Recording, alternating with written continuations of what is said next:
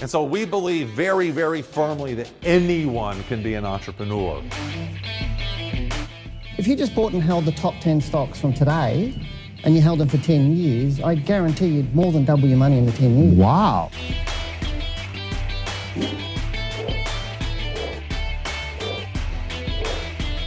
Hello, this is Jim Beach with School for Startups Radio, and I'm excited to welcome you to another Wealth Within update. I am joined, as always, by my good friend Dale Gilham of wealthwithin.us. Dale, how are you doing this week? I know you're in Melbourne, which is in lockdown again. I hope you and your family are safe. Yeah, we're pretty safe. Yeah, we're the COVID capital of Australia. But we're in a state called Victoria, and we always like to be different than anybody else. But the rest of Australia's opening up. Tourism is going, cafes, bars, everything's pretty much fully open around the rest of Australia. But everybody hates us. I'm sure there's a state in the US where every other state hates them, and we're it for Australia at the moment. But yeah, I'm way out of the city or where the hotspot areas are. We're on 10 acres of land in the bush with kangaroos, koalas, and all sorts of other things out here. So that's my social distancing. But we're doing well. Thank you for asking. All right, Kangaroo Jack, let's talk about the market. Sort of a sideways week, up a tiny bit. The interesting thing, I thought that the market was up 1%, but the NASDAQ was up 4%. It was another week of the technology, the FANG stocks just shining through, and everything else just being at the other end of the bell curve. What are you seeing this last week? Yeah, and this is where both of us have been chatting about this for months and months and months about how we think the market's just going up on nothing. Or hot air, basically, and it really is being driven by just a few stocks, relatively just a few stocks. I mean, as you mentioned, the Dow Jones was up. I mean, we did say it was going to be up, but it was very indecisive. It would close up just under 1% or 0.96% for the week, but the S&P was up about 1.76, which was a bit better. I mean, obviously, it's got more technology stocks in the S&P than the Dow does, so that's why it was up a bit. And obviously, the Nasdaq's where the technology stocks sit, that was up 4%. So you're getting big rise there. Now, the market really is running on the back of these technology stocks, with the FANG stocks all doing really, really well. I mean, last week Netflix was up 15% on its own. Amazon was up 10.72, Apple was up 5.26. You'd consider that a great week. Alphabet or Google was up 5%, and Facebook was up 4.99%. So these, if you go back and look at history over the last few years, these stocks have really been driving the market, and it hasn't been a lot. If you took all those stocks out of the market, let me say that, if you took those stocks out of the market results, the Dow Jones and the S&P would look very, very sick indeed. It wouldn't look like a healthy market. And so that's probably what's worrying a lot of the analysts right through the US, and a lot of the funds. They'd be looking at this saying, if these stocks stop running, the Dow's going to stop, the S&P is going to stop, they'll start tilting over, and then we might get people running on fear. And when you start running on fear, I'll take a step back. The last stage of a market is always rampant speculation, and that's what people are doing right now. What I'm seeing is rampant speculation happening. So if that stops, we get a tip over, and then we get a large fall from that. And that's why I still think there's a possibility we'll see a test of that March low, and it could be coming up. But right now, everything's still looking all right. All right, talking about rampant speculation, you brought it up, not me, Tesla. We've enjoyed talking about it for months now, and what'd you think of my segue there? I like that segue. All right.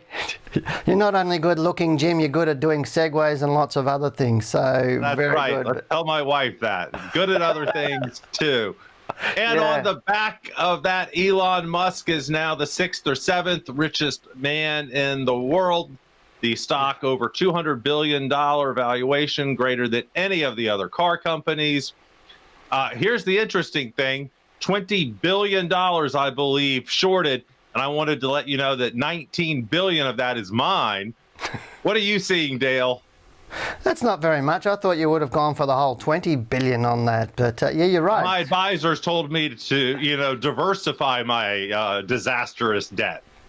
Yeah, I mean, Tesla continually going up, and it really is in rampant speculation right now. You don't have to be a genius on how to understand the market to know it's just running on hot air at the moment. It just simply is not worth the amount of money that it's trading at the moment. But in that, Elon Musk is, as you said, he's actually zoomed past Warren Buffett on the Bloomberg Billionaires Index, and is now the 7th wealthiest person with $70.5 billion. He's got options and everything else that has been given with his pay package, etc. So that should increase. But Jeff Bezos, he still heads the list with 189 billion. Bill Gates is second with 116 billion, and then Mr. Facebook, Mark Zuckerberg, 93 billion. But interestingly, we were talking about Tesla being short sold, or all the short sellers out last year, and that happened, and I kept saying Tesla's going up, and the amount of short sellers on Teslas were growing and growing and growing. But we're seeing a lot of those, some of those earlier ones all closing up their funds because Tesla's just been killing them because they've been having to buy back shares. And so I think some of what's been going on at the moment, as you mentioned, Tesla's about to reach 20 billion of short sold shares, and if it reaches this level, it's going to be the first stock to ever have this unenviable title. But I think the massive price rises that we've seen over the past few months has been a combination of some of the hedge funds pulling out of their shorts, and to do that they've got to buy Tesla stock to close out their position. Part of it is also speculation by the individuals, or that rampant speculation. So eventually the short sellers will get out of that short squeeze position, or the ones that don't want to hang on to or can't hang on to it any longer, and then it'll balance out. But geez, I think the time's getting close where those short sellers will be right, and Tesla may fall heavily, and it may take a lot of the money of retail investors who've been speculating on that stock, because it seriously can't hang on at those levels. But if you do own Tesla, hang on to it at the moment while it goes into space like I talked about last week. If it does start to fall away, I'd be getting out of it pretty quickly. Yes. Well, it will be interesting to see what happens there, and if it's part of an overall market correction. I can't imagine what it is. I think there's been some speculation here in the United States that I've heard that it's a lot of these millennials who are staying home now and day trading for the first time. They didn't do it in the 90s or in any of the other bubbles, and this is their time and their bubble, and Tesla is their hill to die on. And you think about it, if you're 30 years old, what's the sexiest stock that you are going to choose? I'm going to go get me some Tesla. All your friends are. Your friends are either driving it or owning it, so you will join the wagon, and their hill to die on. So we'll see. What do you think? 110% correct. There's zero doubt in my mind. I know in Australia the statistics we got from our Securities Institute said that March, April trading, it was 3.4 times the amount of new accounts opening. Most of those people were the millennials or the under 30s or 35s. They're trading on apps, last week I was at the local supermarket and a young kid come up to me and said, "I watch you on YouTube," and he started showing me apps. Lovely young guy, but early 20s, and he had no idea how to trade, but he was trading all these sort of speculative type of stocks. In Australia, they're trading the stocks which are those short-term payment ones where you can go in, buy something and pay later, the buy now, pay later space. In the US, it's technology stocks. I'm assuming buy now, pay later space is also technology anyway, those apps that people are using. But you're 100% correct. It really is a lot of the people with no knowledge pushing the market, and they're going out using all their money. They're trading FX, they're trading anything leverage, they're also trading speculative stocks, and then they're trading the stock of the day, which is a Tesla, obviously in the US. They'll also be trading some of those other big tech stocks as well. But again, I think there'll be blood on the street in the not too distant future. We saw that during the Bitcoin boom. Same people in the Bitcoin boom got creamed as well. Now, I'm not necessarily super negative against Bitcoin now, but back then I was, because again, it was in rampant speculation with every man, woman, dog and child and taxi driver buying Bitcoin. Now it's Tesla and other stocks like that. But yeah, you are correct. All right, let's talk about what's about to happen this coming week. We are entering earnings season, I know. What are some of the early reporters, and what do you think we will see the data say? Yeah, this is the quarter or that reporting season that I know I've been eagerly awaiting, and I know I've been talking to you about it for a while, because it's the one where we've got the whole coronavirus hit in it, and that's really what it's about. So we're looking at that starting. It's going to go over for the next couple of months, but this week does bring the start to this second quarter earnings season, with PepsiCo due to report today when this is out. So if we see, we also this week we're going to see JP Morgan Chase, Citigroup, Wells Fargo, amongst a few other financial stocks. Interesting, Microsoft and Netflix, they report on Thursday. Now, it won't be a surprise that they'd be up, because obviously with COVID, they've benefited from it. Will be interesting to see what the financial stocks do from that point of view, but analysts are expecting the second quarter results to be down, and the figures I'm seeing, I'm not sure what you're seeing, mate, but I'm seeing -20, some are even estimating earnings down by over 40%, so even the analysts have no idea how much earnings are going to fall and what's going on. And when analysts don't have idea, then you're going to get a volatile market. So I am expecting the US to have its yearly high this year, or the US stock market, the Dow and the S&P, have their yearly high sometime in the next 2 to 4 weeks. We may have already seen that. It may be another week or a couple more weeks before it starts falling down into September, October, November. Traditionally, you have your lows in September or November, sometimes in October. So be interesting to see how bad these reports are. If they're a big shock, then the market will start falling heavily. If they're not, then it may be just a gentle ride down, but I'm half betting it might be a bit more of a big shock, but I wouldn't be surprised if that market is shaky, as I said, because I do actually expect the yearly high to happen in the next 2 to 4 weeks. Well, noted, and I hope that you are wrong, that we have just a soft, gentle fall, but I have a horrible feeling that you're right. And in such a situation, and the situation we find ourselves with, a second lockdown, or so many industries going back, so many restaurants closing again, we're going to start, and also no more government stimulus, it looks like, certainly not directed toward the individual, and the $600 per week extra disappearing at the end of this month. I think I have all that right. We have a situation where we need to start really worrying about personal savings and personal debt levels. Oh, absolutely. What do you want to say? Well, it's always been the case. I mean, we always know most people, they run out of paycheck before they run out of week, and it's been the case for decades and decades and decades. But I think it's got even worse during these COVID times, and it's got even worse with these times where it's cashless society. So everything is tap and go. Pay with your Apple Watch, your iPhone, whatever that is. It's just got a hell of a lot worse. But according to research by Personal Capital, in which they analysed more than 318 savings and other accounts, someone in their 20s has about $3,740 in their account, or savings. In their 30s, they've got about $8,500. Somebody's in their 40s, they've got about $10,000. Somebody in their 50s has got $11,000, and someone in their 60s has got $15,000. Now, I know your age bracket, you'd spend more than that in a week, and this is what people have in their savings accounts.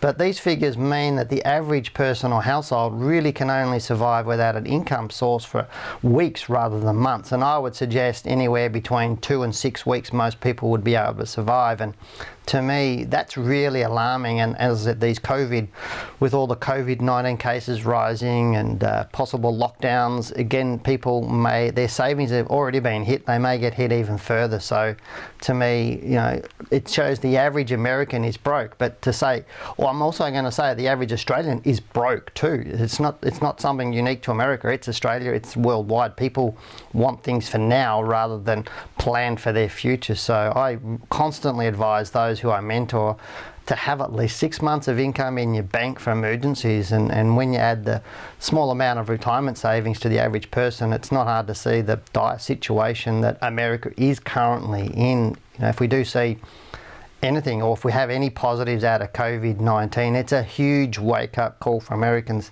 to start saving and investing and get into the stock market, get into property, start looking after your future, because one thing I know for sure is one thing, you're going to die eventually, but you've also got to live into your future, and it's up to you how you live into that future, whether it's more positive or negative. And to me, multiple streams of income is the way to go. I think I've got about 6 or 7, so if one dries up, I can move others, and I know you do as well. That's the smart way to go. But please take COVID-19 seriously and start saving and putting money away, because what your future is going to look like will be dependent on what you do today. So that's my last word, Jim. Great advice as always. Thank you so very much, Dale. So let's see. Let me summarize. The market's going to go sideways a little bit more. It could, though, be catastrophic based on any number of different bad earnings reports that we get this week. And we need to stop spending so much. Quit watching Beverly Hills Housewives TV. Get multiple streams of income. All right. Dale. Perfect. Yeah. A high order, my friend. And stay safe. You too, mate. You too. Take care. All right. Find Dale at wealthwithin.us. Read his book, Accelerate Your Wealth. It's your money, your choice. And find me on the radio at schoolforstartupsradio.com. Be safe, everyone, and we will talk to you next week. Please remember that this report is an educational tool. While Wealth Within holds an Australian financial services license, the information featured in this program is general in nature and therefore should not be relied upon. Before making any investment decisions, you should consult a licensed professional who can advise whether your investment decisions are appropriate for you.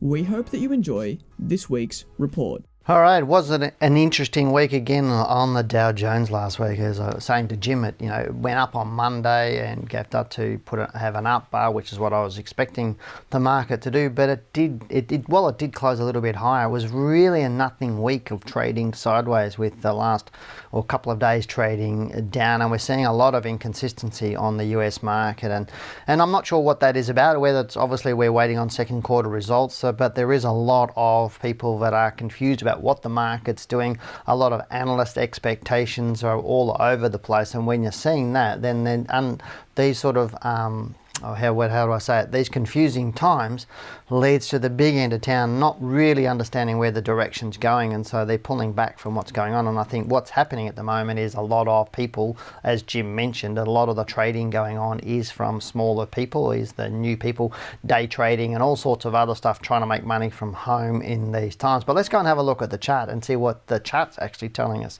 So on your screen at the moment, again, this is a weekly bar chart of the Dow Jones, and I'll move it over to a daily chart just to show you, and you can see what I mean. Here's this up and down, up and down, up and down, so you got a lot of consistency. And if you look back here into this bar here, this is the 28th of May through here.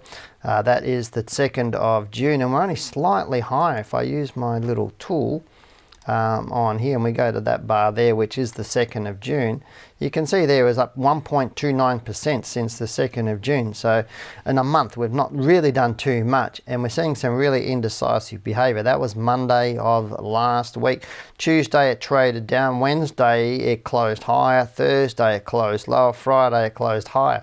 So we're getting one up, one down, one up, one down, and this is really what's going on at the moment. And you can understand the indecisiveness of the market with not knowing exactly what's going on with COVID, lockdowns, what's going to be happening. Are there going to be a lot more stringent enforcement of what's going on through the country? How's the COVID-19 spreading? Obviously the $600 coming off from unemployment benefits. There's a whole range of things that Jim and I talked about that are happening this month, and will the stimulus package be extended? So a lot of question marks, I suppose, is what I'm trying to say on the market, and a lot of question marks on the economy. At the moment, it's broke. There's a lot of things that are broke, including individuals are broke. So we're looking to see what the fallout's going to be before we can see what the market is. But that's why I was saying to Jim, it really does concern me that there is quite a reasonable possibility that that March low will be tested, if not broken.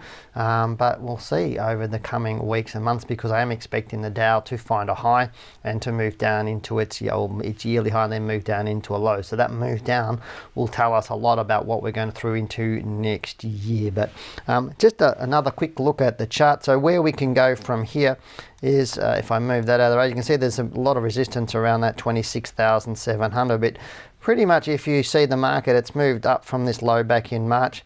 It's come down. What I was expecting is it would probably do that, then come down into low somewhere, sort of down, possibly above that 24,000, maybe a little bit more there, into that sort of area. But what we might be actually seeing now is, instead of this, we might be seeing this somewhere into the low. So one of those scenarios will likely play out over the coming months. So is it time to get into the Dow right now, or into stocks at this point in time? I think if you do, just be really, really conservative and make sure you set stop losses and have exit strategies on your stocks at this point in time.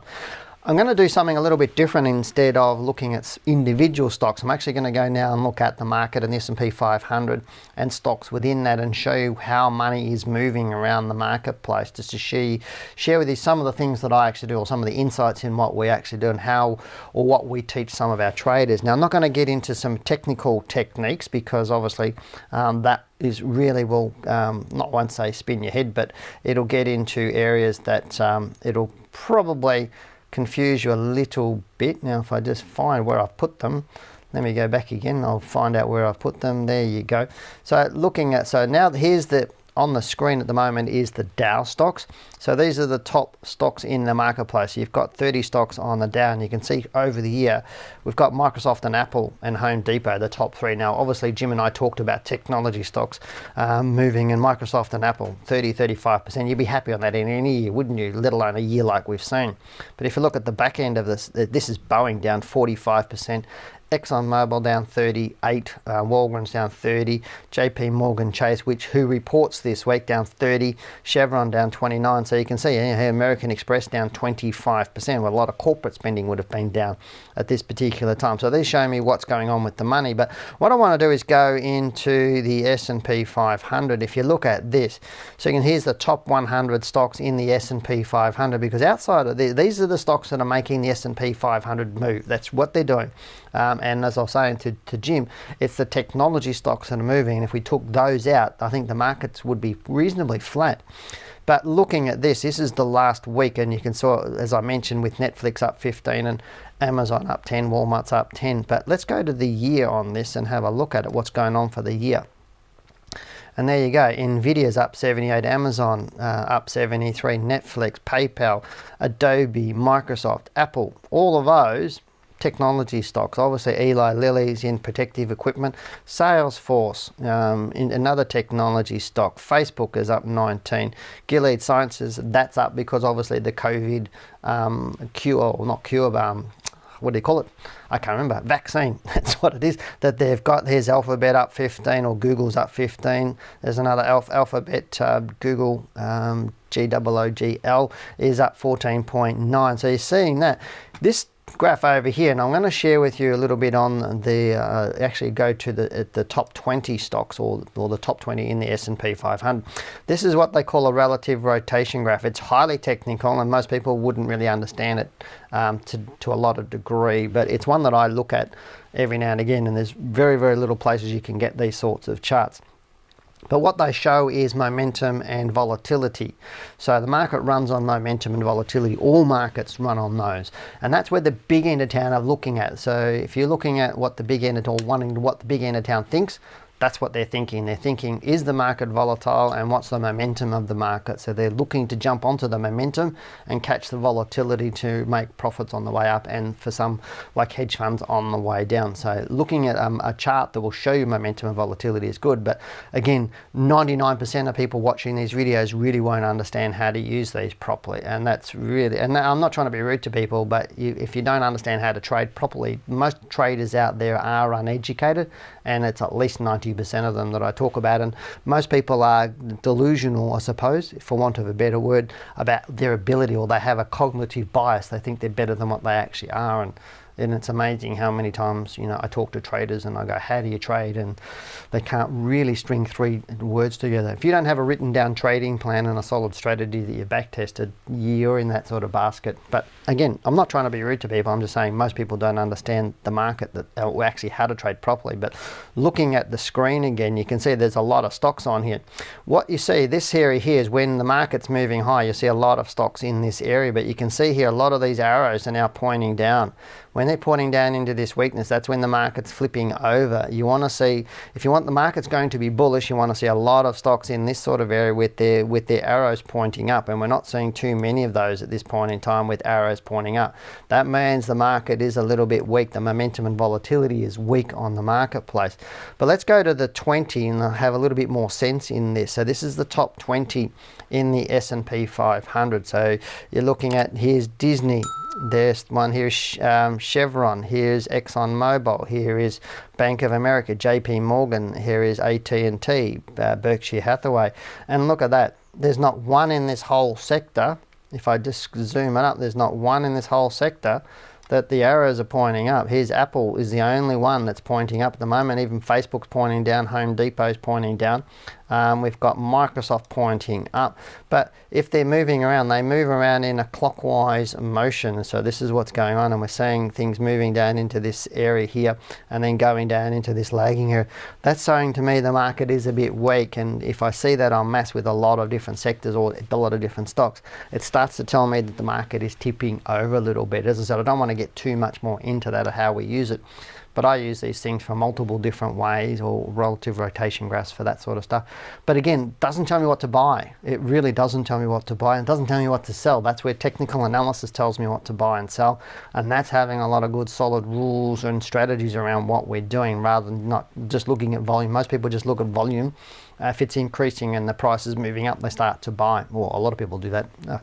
From that point of view. But right now the market is at that point, or apex point of the seesaw. I am thinking, as I said to Jim, the market is finding its high for the year, and then start to move into its yearly low. So as I said, my advice to everybody is just be careful when you're buying at the moment, but make sure you set a stop loss and always protect your downside. But that's it for me for this week. You've been listening to our market reports. Remember, we do these US stock market reports every single week with Jim Beach. He interviews me every single week. We put them up there for you. Monday in the US, Tuesday in Australia. We put these markets up. If you do have a question for me, I'd love to hear from you. If you have a question on the market or the stock, please do that. Just stick them down below in our chat. I'm happy to, as I said, look at US stocks for you. Only US stocks. If you're not Australian, please don't put Australian stocks on here, just US stocks only. And if you do have a question you'd like me to answer, put those down. But thanks for watching till the end of this video. I really do appreciate it. I hope you have not only enjoyed it, but got something out of it. But remember, as I said, our channel is here for you. We do a lot of educational stuff, so please, if you need something, just let us know. But I'm Gilham, the Chief Analyst here at Wealth Within. Thanks for watching. Goodbye, good luck, and good trading.